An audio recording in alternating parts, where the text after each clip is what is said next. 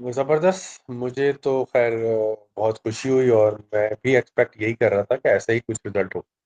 अच्छा, टॉस बड़ा मैटर कर रहा है इसमें मोहित। हम्म, मैंने पहले भी याद करो तो मैं एक दफ़ा कहा था कि जो शुरू के 5 ओवर थे, जो हमारा पहला मैच था ना इंडिया से, उसमें भी हमने गलती करी थी कि खुद बैटिंग की। देखो फ्रेश पिच जो होती है ना, उसपे वैसे ही शुरू में खेलना चाहिए हमें, नहीं खेलना चाहिए, हमें बॉलिंग करानी चाहिए। और जो शारजाह और इधर की दुबई की जो पिचेज़ हैं, इनमें जो इस वक़्त कंडीशन है ना, वो है मॉइस्चराइज़ विकेट का। तो मॉइस्चर आ जाता है विकेट में ना सर्टेन ओवर्स के बाद, और नहीं ज़्यादा नहीं होता तो इतना ज़रूर हो जाता है कि आपको बाद में बॉल स्किड करती है हाथ से। शुरू हम्म, के जो 5 ओवर है ना यार, 6 ओवर और 5 ओवर जो फर्स्ट पावर प्ले, आप उसमें उसमें फ़ायदा उठा सकते हैं। वो बॉल इतना ऐसे ही। इतना नहीं होता और उसमें इतना नहीं होता। जो नेक्स्ट पावर प्ले आएगा ना, वो ईज़ी होता है। लेकिन जो फर्स्ट मैच का पावर प्ले होता है ना, वो खतरनाक है, किसी के लिए भी। तो आज ऐसे ही हुआ। आपने देखा कि वही शाहीन जो पिटते थे, वो अच्छी बॉलिंग करने लग गए, और एक हुसैन तलत आपके 1 ओवर में 2 विकेट ले गए। तो बड़ा अच्छा एक कॉम्बिनेशन आपका सेट हो गया। अच्छा, ये टेलर मेड मैच था हुसैन तलत के लिए, और उसके लिए शान, उसके लिए सलमान के लिए, क्योंकि ये स्लो ओवर रेट पे खेलते हैं। तो ये स्कोर इन लोगों के लिए आइडियल था। तो और लकीली अल्लाह ने इज्जत भी देनी थी उसको, हुसैन तलत को, तो अच्छा हो गया। बहरहाल हमें ये बगैर 4-5 आउट के पूरा करना चाहिए था स्कोर, लेकिन जीत गए, तो good to have everyone. Good. I think अब बॉलिंग में अगर हम देखें तो दो दो तीन चीजें मैं पॉइंट आउट करना चाहूंगा कि आप ये देखें हुसैन तलत को पिछले मैच में इंडिया के खिलाफ भी एज एन ऑलराउंडर खिलाया था, आपने सेलेक्ट भी एज एन ऑलराउंडर किया है। लेकिन पिछले मैच में ना सलमान आगा की, वो आप कहते हैं ना, लाइटें ऑफ हुई हुई थी, कैप्टनसी की जो लाइटें थी वो उनकी ऑफ थी। सही और वो बात है। बिल्कुल वो डिसीजंस कर रहे थे जैसे कि हारिस की बैटिंग ना आना, नवाज जो कि कुछ मैच पहले तक आपके दुनिया के बेस्ट स्पिनर थे, उनका ओवर ही ना आना, और आगा ने खुद बॉलिंग नहीं की, हुसैन तलत ने बॉलिंग नहीं की। ये कुछ एक्सेप्ट। कुछ ब्लंडर ये कुछ ब्लंडर्स हैं जो पिछले मैच के हम डिस्कस कर रहे हैं। वो माशाल्लाह गुल तो बहुत खिलाए थे आगा साहब ने। आज बिल्कुल इन्होंने समझा कि ये पिच जो है ना, ये ट्रू बैटिंग पिच नहीं है जो इंडिया में आईपीएल में होती है, यहाँ पे बॉल फंस रही है। ये इस सही। पिच पे जब डुबे ने आपको फंसाया था, वो इसलिए फंसाया था कि बुमराह की स्पीड की वजह से बॉल बल्ले पे चढ़ रही थी। डुबे ने आपको फंसा दिया, तो आज इनको अकल आई, इन्होंने हुसैन तलत को बॉलिंग दी। शायद हुसैन तलत दुनिया में किसी और पिच पे चले भी ना, ऑस्ट्रेलिया में उसको शायद 6 छक्के भी पड़ जाए। लेकिन Exactly. ये क्योंकि आप कहते हैं गंदी पिचें हैं ना, ये जरा ट्रू बैटिंग पैराडाइज नहीं कहते आप इन पिचों को, तो यहाँ पे आज अल्लाह का शुक्र है, अकल के नाखून लिए उसको बॉलिंग दी। और आप देखें उसने वो फिंगर्स रोल कर रहा था बॉल पे, और ये यही बात पिछली वीडियो में हमने डिस्कस की थी कि अगर उसको ओवर दे दें, वो शायद फिंगर्स रोल करेगा, बॉल स्लो, तेज, बाउंस वेरिएबल मिलेगा। और आज वो हुआ और उसने विकेट ली, तो चलें ये एक चीज एक अच्छी हो गई। चीज और आपने नोट की होगी, हमारे व्यूवर्स ने भी और आपने, कि कैचेस पकड़े गए, फील्डिंग अच्छी थी। एक लग रहा था कि आप खेल रहे हो जीतने के लिए, एक जान मार रहे थे आप। देखो जीत और हार अलग चीज है, मगर आपका 100% दिखना चाहिए विकेट पे। तो that what happens right today. तो यही चीज होनी चाहिए। अगर आप इस पॉजिटिव माइंड के साथ खेलेंगे, तो आप जीत सकते हैं बिल्कुल।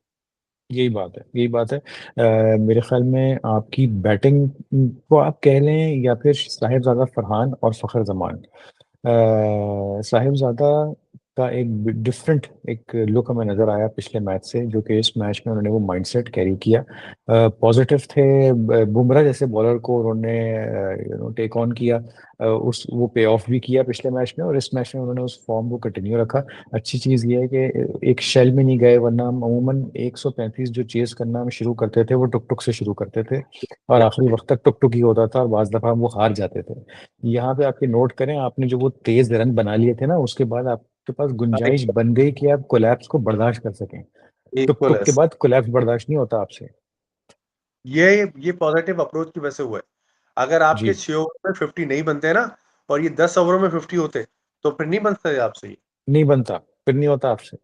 वो तो और ये मैं समझ, मेरे ख्याल में नवाज ने आखिर में अक्लमंदी की कि दो चार बॉलें बचा ली हमारी इनिंग्स की, जिसकी वजह से हमारा रन रेट जो है ना इस वक्त बांग्लादेश से ऊपर हो गया है। लेकिन ऑब्वियसली बांग्लादेश ने हमसे एक मैच कम खेला हुआ है।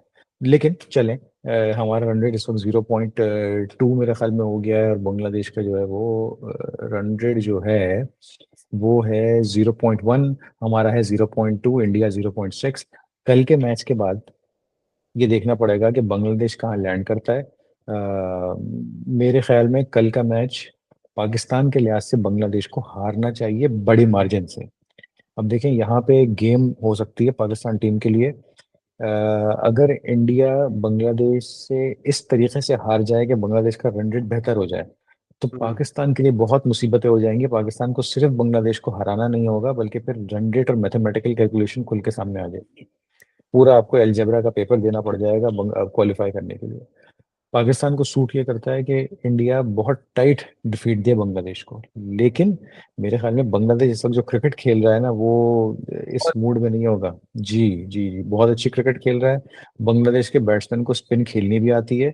अच्छा, उनके जो नए ओपनर आए हैं, मैं भी, सैफ है एक, और वो दूसरा मेरे ख्याल में कोई और है, और फिर एक नीचे उनका बैट्समैन आता है हृदय। सैफ तो सैफ सैफ उसने हाँ, मुझे बड़ा जबरदस्त सरप्राइज किया, बहुत अच्छा खेला है वो यार। बहुत अच्छा खेला है। और मैं समझता हूँ इंडिया के बॉलर्स को खेलने की सलाहियत दिखाई है अब तक उन्होंने। अब कल ग्राउंड में उतरने के बाद पता चलेगा क्या होता है। तो बिल्कुल। मतलब बांग्लादेश तो जाहिर है ये चाहेगा कि वो जीते, और अल्लाह ताला जाहिर है उनकी मदद करे।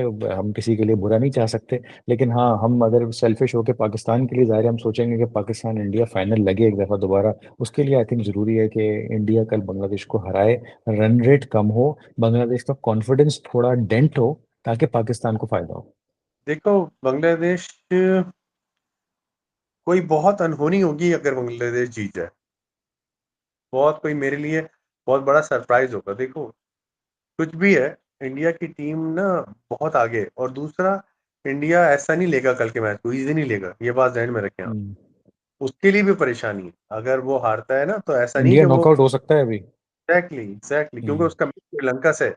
ऐसा नहीं कि हम्म। कुछ नीचे की टीम है, अफगानिस्तान है, कीनिया है, या कोई और टीम है, उनके सामने श्रीलंका है। तो उनको ये बात पता है, अगर श्रीलंका के सामने हमने ऐसे आ गए कि हमने बस जीतना है, तो ऐसा नहीं है, कोई लॉलीपॉप नहीं है, कुछ भी हो सकता है ऑन द डे। तो मैं ये समझता हूँ इंडिया को जीतना चाहिए, जो कि मेरा प्रिडिक्शन भी यही है। लेकिन अब ऑन द डे अगर बांग्लादेश बांग्लादेश है, क्या खेलता है, किस तरह से होता है, तो ये इंटरेस्टिंग मैच होगा मेरे हिसाब से कल का, आज का। बिल्कुल ऐसे ही। अच्छा, हम थोड़ा सा नजर डालें कि जब आज शेन वॉर्न बॉलिंग करने आए, माजरत चाहता हूँ, हसरंगा बॉलिंग करने आए थे, तो ये, तो हमारे बैट्समैन ऐसे खेल रहे थे जैसे भूत बॉलिंग कर रहा है ना। मैं एक सेकंड के लिए सोच रहा था कि आप वो टाइम सोचें जब शाहिद अफरीदी बैटिंग करता था। उसको सब दुनिया भर के लोग ताना मारते थे, अबे इसको बैटिंग नहीं आती, जाहिल प्लेयर है, रुक के तो खेल, थोड़ा सा कुछ इनिंग्स बनाओ। लेकिन आज आप शाहिद अफरीदी को हसरत से देखेंगे कि जिस टाइम पे वो खेलता था, वो मुरलीधरन, कुंबले, हरभजन को ऐसी फेंटी लगाता था कि कोई कहता नहीं था उसके सामने ये वर्ल्ड क्लास बॉलर है। आज बस बिल्कुल। कहता हूँ कि कुंबले, हरभजन, मुरली जैसा है, उनके पाँव जैसा कोई नहीं है आज। हम हम जो आज हैं ये बच्चे हैं उनके सामने, और उनको हम ऐसे खेलते हैं जैसे कि वो हसरंगा वॉर्न बॉलिंग कर रहे थे। और आफरीदी साहब ने मुरलीधरन को, आई थिंक जो वर्ल्ड रिकॉर्ड बनाया था उसके अंदर भी मुरलीधरन बॉलिंग कर रहा था, है ना। और जो आफरीदी ने फिर throughout the years Muralitharan को काफी मैचेस में बहुत बहुत रन मारे हैं। देखो, सिर्फ मुरलीधरन नहीं, देखो, आफरीदी पे लाख तनकीद सही, 10 बातें सही, मगर दिलेर प्लेयर था वो। बिल्कुल यही दिलेर वजह था। कि हाँ। हर बॉलर, आप ले लो मैग्रा से, ले लो आप, मैग्रा के अल्फाज हैं कि मुझे सबसे ज्यादा मुश्किल पेश आती है इसको बॉल कराने में। क्योंकि जो बैट्समैन होगा ना प्रॉपर, उसको पता है मैग्रा को रिस्पेक्ट देनी है, कि यार रुक जाओ, इसको कम मारो, एक एक चौका मारो। ये वो वाहिद प्लेयर था जिसके सामने चाहे मैग्रा हो, चाहे शेनवॉर्न हो, चाहे श्रीनाथ हो, चाहे कोई भी हो, वो उसी स्टाइल से खेलता था जैसे क्लब का कोई बॉलर बॉलिंग करा रहा है। और यही डर हम्म। था हर बॉलर को। इसी वजह से वो लाइन उन्हें भूलते थे और ये उसको मारता था। तो आप उठाओ थ्रू आउट कैरियर, आप बेंसन एंड हैजिस सीरीज उठा लो जो हम जीते हैं ऑस्ट्रेलिया में, उसमें ये मैन ऑफ द सीरीज हुआ है, finals man of the finals था। और इसके अलावा आप ये जो था नैरोबी वाला मैच रिकॉर्ड वाला, आप ये उठा लो, मुरलीधरन को उसने 6 बॉलों पे 4 छक्के मारे थे। और इसके अलावा आप उठा लो, अल्लाह आपका भला करे, इंडिया श्रीलंका के खिलाफ आप इंडिया के खिलाफ टेस्ट मैच देखें उठा के, जिसमें उसने हरभजन और कुंबले को एक एक ओवर में चार चार छक्के मारे हैं। टेस्ट मैच को टी20 बना दिया था, बिल्कुल याद जी है मुझे। तो जी। यही वजह है, देखो दिलेरी से खेलोगे ना तो अल्लाह भी साथ देता है। आपका कैच छूटेगा या कोई और मसला होगा, क्योंकि अगला प्रेशर में होता है। ऐसे ही। तो डिफरेंस है दिलेरी का। जिस दिन वो आ गया, कोई बॉलर हमारे लिए बॉलर नहीं है, हम इसको मार सकते हैं, तो you can hit any time. बिल्कुल। ऐसे ही। अब आगा साहब जो है वो इस तरह से बैटिंग करके उन्होंने अपना पाँव, मेरे ख्याल में फ्रंट फुट पे वो आ गए, पाँव जमा दिया। उनको क्या ये पता नहीं था आगा को कि हसरंगा गूगली भी कराता है? बल्कि मैं मैच से पहले जो कमेंट्री सुन रहा था मुख्तलिफ एनालिस्ट की टीवी चैनल पे, सब यही कह रहे थे कि हसरंगा की शायद 6 में से 4 बॉलें गूगली होंगी, 2 शायद वो लेग स्पिन करे। हम्म। इस हद तक वो गूगली पे रिलाई करता है। तो ये हमारे कैप्टन साहब ने पाँव आगे जमा दिया, वो गूगली हुई है, वो एलबीडब्ल्यू हो गए। यार ये तो बच्चे बच्चे को पता था कि गूगली हो सकती है, तो आप थोड़ा पीछे रह के खेलें। आप इतने शैल में क्यों गए हो यार? आप मारो आगे बढ़ के।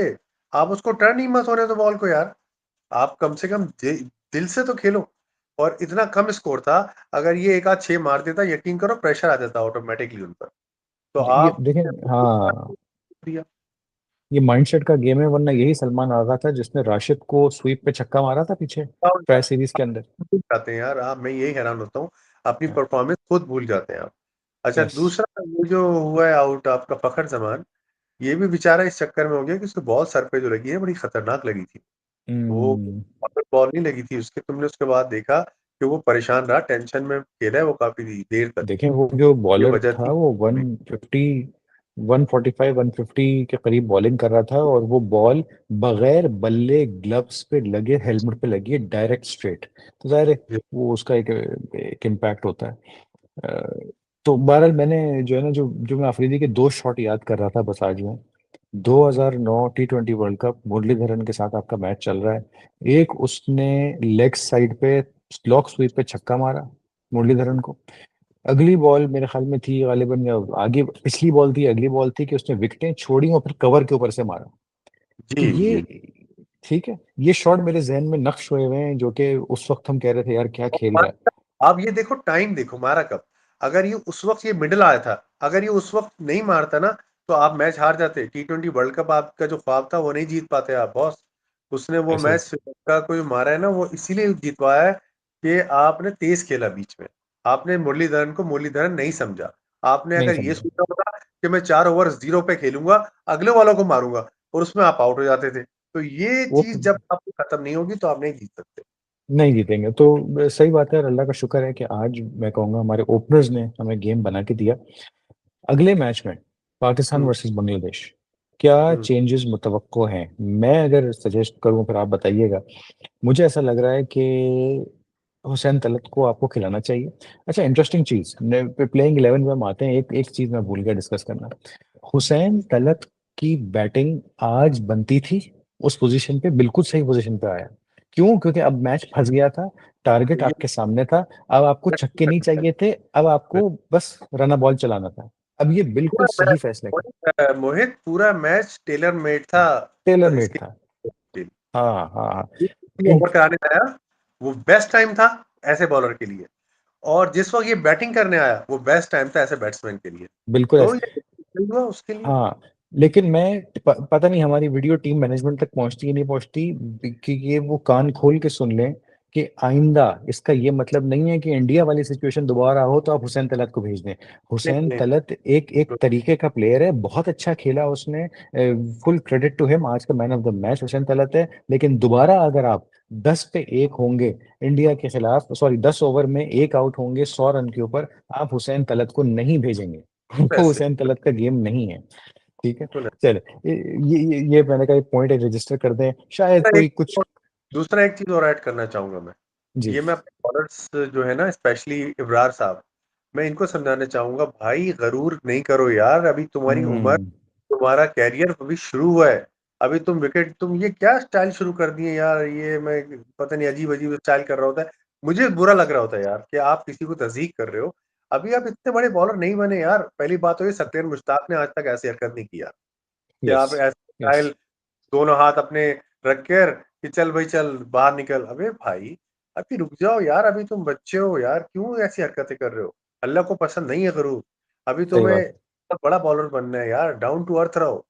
दैट्स मेरे इट। ख्याल में नहीं है तो जैसे शुएब अख्तर ने की, उसने कोई तस्दीक नहीं की किसी की, वो गया है, अपनी खुशी की है जो उसने करी है।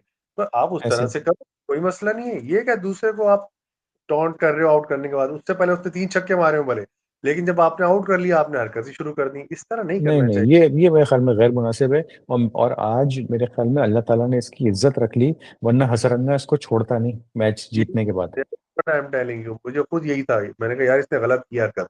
वो तो अल्लाह जी ने बचा लिया, आज जितवाना था हमें, तो जी उसका करम कर दिया, वरना तो इन्होंने तो कोई कसर नहीं छोड़ी थी।